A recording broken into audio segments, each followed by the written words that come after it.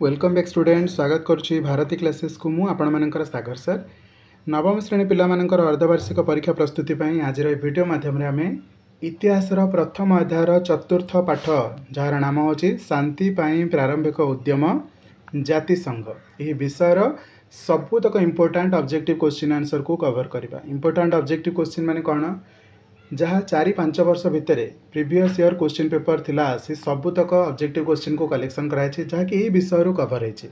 Okay बुझीपाल यही विषय पूर्व 4-5 वर्ष भितर जहाँ जहाँ क्वेश्चन ऑब्जेक्टिव आसीथिला से तक कवर होती। कुछ मोस्ट सिलेक्टेड ऑब्जेक्टिव क्वेश्चन रहिबो जोटा आपण माने एक्सपेक्ट करि परिबे कि ए वर्ष आईपीएल एग्जामिनेशन में पड़िबो। तो चलते वीडियो को आरंभ करवा। बहुत इंपोर्टेंट रहिबो वीडियो को शेष पर्यंत देखिए प्रत्येक क्वेश्चन को मन रखिए। गोटे जोड़े क्वेश्चन जब मन रहुनी ताको आउ गोटे दुई थर रिवाइज करदेवे। ओके यदि चैनल सब्सक्राइब करना प्रथम सब्सक्राइब करनी निज सांग सहित वीडियो को शेयर कर दिंतु। चलते विलंब करवानी सीधासख प्रथम प्रश्न को मुव करवा। जातिसंघ कौन अटे? जातिसंघ एक आंतर्जातिक संगठन अटे जहाँ अन्य देश सह शांति प्रतिष्ठा पाई उद्यम करे। कौन कहली?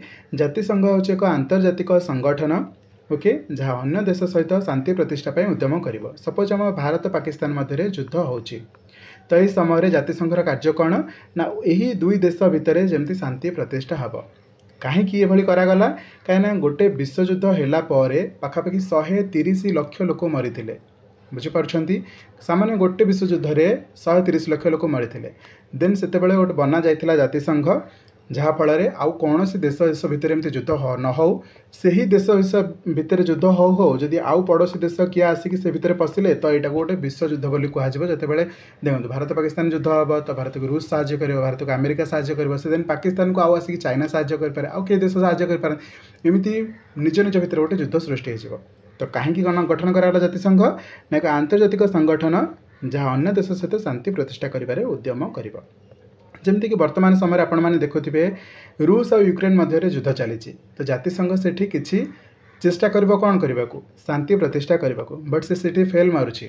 ओके कहीं रूसिया क्या बर्तमान शुणा प्रयास ना रूसिया निजे चाहूँ जातिसंघ बाहर जावाक। द्वितीय प्रश्न को जीवा कौन पचार 1939 मसीह जातिसंघ केतोटी स्थायी सभ्य थिले? 1939 मसीह जातिसंघ सर्वमोट 3टी स्थायी सभ्य थिले। 3 नंबर प्रश्न निम्नोक्त मध्य केउटी जातिसंघर एक स्थायी सभ्य थिला? जातिसंघर स्थायी सभ्य इटाली थिला। केउठारे जातिसंघर मुख्य कार्यालय थिला? जातिसंघर मुख्य कार्यालय केउठारे अटे ना स्विट्जरलैंड ठारे। ओके जातिसंघर मुख्य कार्यालय स्विट्जरलैंड ठारे। केउ मसीह जर्मनी जातिसंघर सदस्य होइथिला? जर्मनी 1926 मसीह जातिसंघर सदस्य होइथिला। नेक्स्ट क्वेश्चन को जीवा। जातिसंघ कोवेनांट कहले निम्नोक्त क्यों अर्थ को बुझाई थाए? जातिसंघ कोवेनांट कहले जातिसंघ गठन संपर्कित राष्ट्र मानक राजीनामा को बुझाई थाए। 7 नंबर प्रश्न निम्नोक्त मध्य केउटी जातिसंघर एक स्वयंशासित अंग अटे?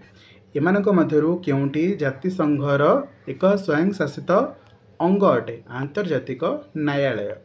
ओके नेक्स्ट क्वेश्चन को जीवा। जातिसंघ को प्रत्येक राष्ट्र केते जण प्रतिनिधि पठाई पारुथिले? प्रत्येक राष्ट्र 3 जण प्रतिनिधि को पठाई पारुथिले। कोठी की? जातिसंघ को। 9 नंबर प्रश्न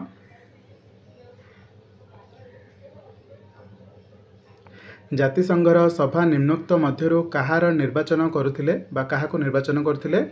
जातिसंघर सभा निम्नोक्त मध्यरु काहाको निर्वाचन करुथिले ना जातिसंघ परिषदर अस्थायी सभ्यों को निर्वाचन करुथिले। माने किए अस्थायी सभ्य अछंदी तांको आनिके स्थायी सभ्य करेबे बा क्यों सभ्य अस्थायी सभ्य भितर आसिकी प्रवेश करि परिबे।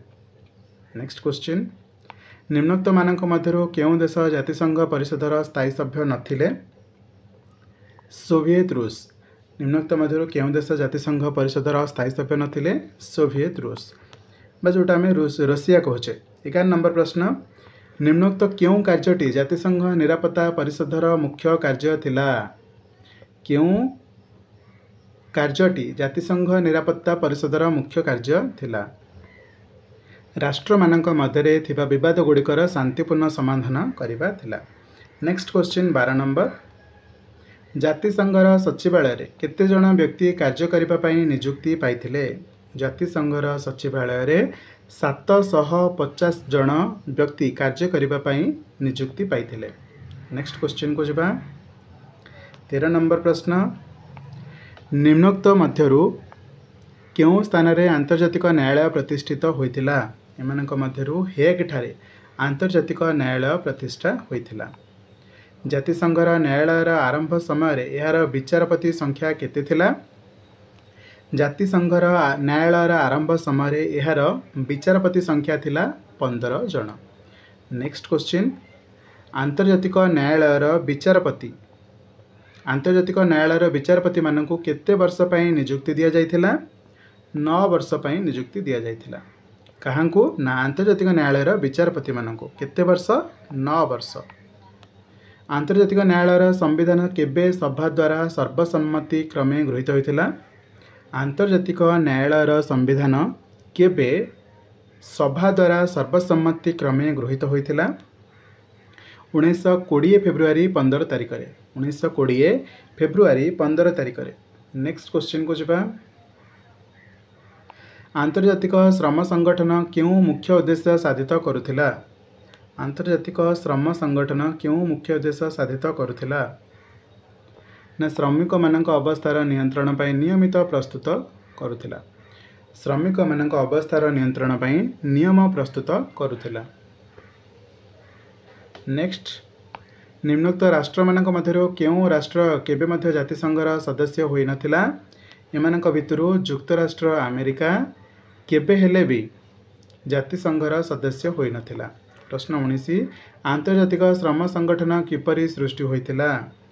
प्यारिस सम्मेलन द्वारा आंतर्जातिक श्रम संगठन सृष्टि होइथिला।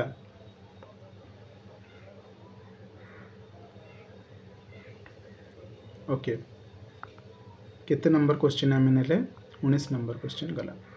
20 नंबर प्रश्न आंतर्जातिक न्यायालयर संविधान प्रस्तुति पई गठित आईनज्ञ कमिटीर सदस्य माने कहा द्वारा नियुक्ति होइतिले? आंतर्जातिक न्यायालयर संविधान प्रस्तुति पई गठित आईनज्ञ कमिटीर सदस्य माने कहा द्वारा नियुक्ति होइतिले? जातिसंघर परिषद द्वारा। नेक्स्ट क्वेश्चन को जिबा प्रश्न 21 जातिसंघ यार एक सदस्य राष्ट्र को केतेक अंचलर अधिशासक भावे कर्तृत्व प्रदान करिथाए? एही व्यवस्था को कौन कहा जाए? जातिसंघ यार एक सदस्य राष्ट्र को केतेक अंचलर अधिशासित भावे कर्तृत्व प्रदान करिथाए? एही व्यवस्था को कौन कहा जाए? ना मैंडेट कहा जाए। कौन कहा जाए? मैंडेट। परवर्ती प्रश्न एटा आपनकर शेष प्रश्न मध्य 1919 जनवरी 18 तारिख रे आहूत प्यारिस शांति सम्मेलन रे क्यों राष्ट्र माने जोग देथिले? क्यों राष्ट्र माने ना उभय विजयी और तांका सहयोगी राष्ट्र माने जोग देथिले। तो ये थिला आपण मानकर प्रथम अध्यायर चतुर्थ पाठ शांति पाई प्रारंभिक उद्यम जातिसंघ ए विषय बेसी किसी ऑब्जेक्टिव क्वेश्चन नहीं बट या भितर किसी क्वेश्चन थिला जोटा प्रीवियस ईयर रो क्वेश्चन थिला आलोचना करेली किसी इंपोर्टेंट क्वेश्चन थिला आलोचना करेली। आशा करछि आपण माने क्वेश्चन गुड को भल भाव रिवाइज करेंगे निज परीक्षा पे फुल्ली प्रिपेयर हेबे। ओके तो चलतु आज वीडियो को ये मुझे वाइंड अप करछि बट आपण मैंने जीवा पूर्व चैनल को सब्सक्राइब कर नियंतु निज सांग मान सहित वीडियो को शेयर कर दिंतु। देखा एक नया video. Thank you so much रही।